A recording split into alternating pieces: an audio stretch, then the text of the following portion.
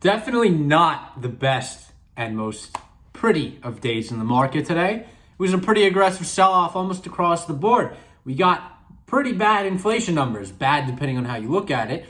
But from the Federal Reserve's perspective, they seem to be losing control over inflation. Now, I'm not trying to overstate that. I'm not trying to say they're really losing control and we're bound for some sort of hyperinflation scenario. But this is pretty substantial inflation. But it's a question of whether or not this inflation is going to last. And that has been the great debate. How is this going to go down? And there's some indications that it's actually not going to be as permanent as some of us, including myself, had believed. One of the biggest price increases was used car prices up 10%. Now, these numbers are a little bit skewed because they're, year on year. A year ago this time, we were at the bottom of the pandemic, essentially, bottom, however you want to look at it, the darkest days. So maybe not as many people were buying BMW M5s in those days, but all of a sudden BMW M5s are up a lot, and that has something to do with the chip shortage. Regardless, there are some things we got to take a look at and some things that aren't so crazy. Used car sales, we'll see what happens with that. It's possible the chip shortage goes on for a very long time. But the 10-year bond yield not moving today, you would expect that if there were indications of longer-term inflation, this bond yield would be dramatically up in terms of yield, meaning a bond sell-off as people require a higher interest rate to take the bond. But that is not the case today. That might have something to do with used car sales being up big and not the other stuff, although some of the other stuff is big. Regardless, I think this picture is good for stocks, and this is kind of just a panic sell that's occurring, an uncertainty sell, a compounding on itself sell. And we're seeing the energy complex hold up all right. And what has gotten us to these levels? Well, it is this notion of inflation and quantitative easing. And to see inflation occur, I think personally is a good thing for stocks. I know there's some debate in that regard, but I do think it's a good thing for stocks in this environment of high stimulus causing the inflation. So why do I believe that? Well, we have certainly seen inflation for some time in several areas of the economy, of the market, particularly the housing market. The housing market has experienced dramatic input increases, price of land going up, all these things, price of lumber going up, as many of you know, price of copper, which is a very big component of houses that need electrical equipment in the houses. Yet the housing market is at record all-time highs.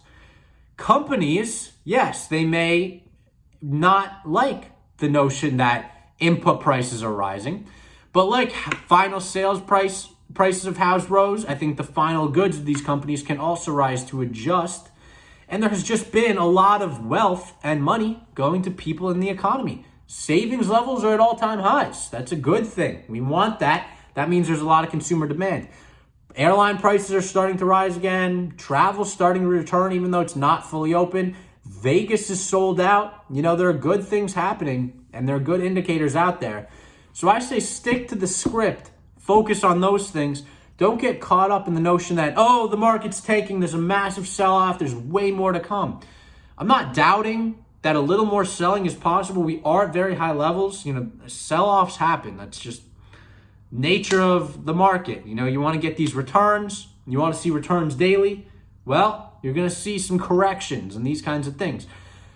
But the market has corrected, if you ask me. The growthy tech stuff, a lot of that's down 50% plus. I think it's seen its downside for the most part.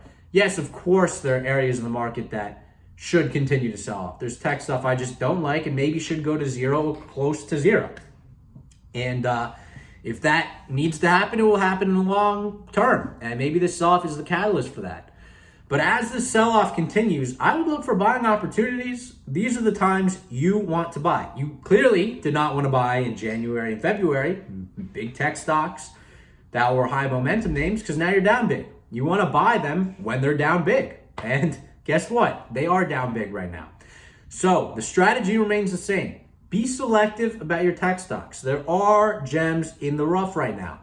Palantir is expecting 30% yearly growth until 2025, at least 30%. Yet that stock was down 9% on that news, flipped to be up 11% yesterday, down some percent today. If you believe in that fundamental story, which I do, it's not the best price, obviously. It was better to get at the IPO, which I did. But that's one that is showing potential.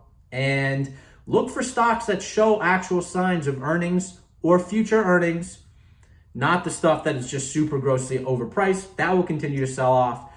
But ultimately, I think that stuff has taken a massive beat.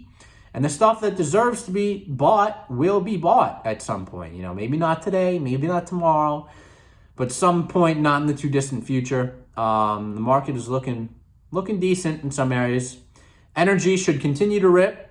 We are finding out very importantly right now that energy is, or very crucially right now, whatever the proper word is there, that energy is very important for the economy.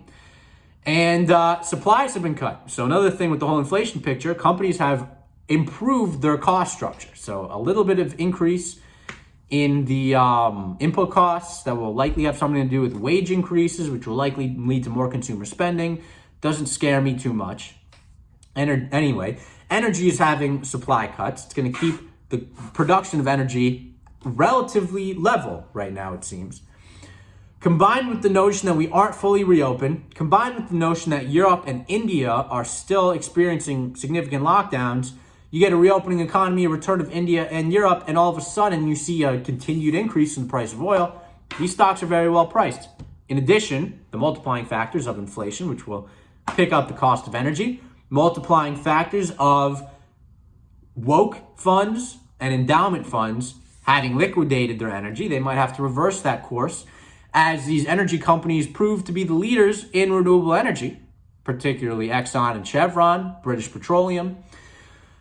Bringing more buyers back, bringing Wall Street back into these energy names, there's a lot of possible momentum. And I'm not a momentum trader. I'm really a fundamentals guy, but this is something that is fundamental. New buyers coming in and returning into energy stocks.